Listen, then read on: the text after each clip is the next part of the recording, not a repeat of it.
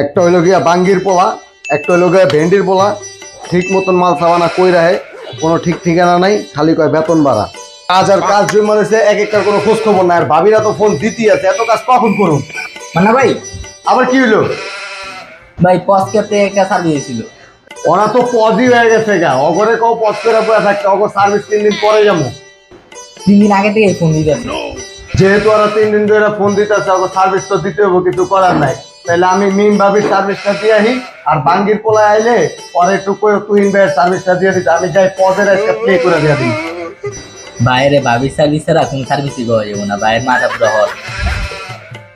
হ্যাঁ, আমি এখন পজে আসছি একটা সার্ভিস দিতে। এই জায়গায় ইন্টারনেটের লাইন নাই। ভাই, ইন্টারনেটে কি সমস্যা হইতেছে? ভাই আপনি আজকে আইছেন, 3 দিন ধরে নেই সমস্যা। আপনি জানেন আমি কতগুলি ভাবি হারাইছি।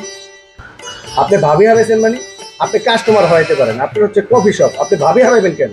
দুরুমি, আপনি জানেন আমার এনে সব কাস্টমার তো ভাবি রাই।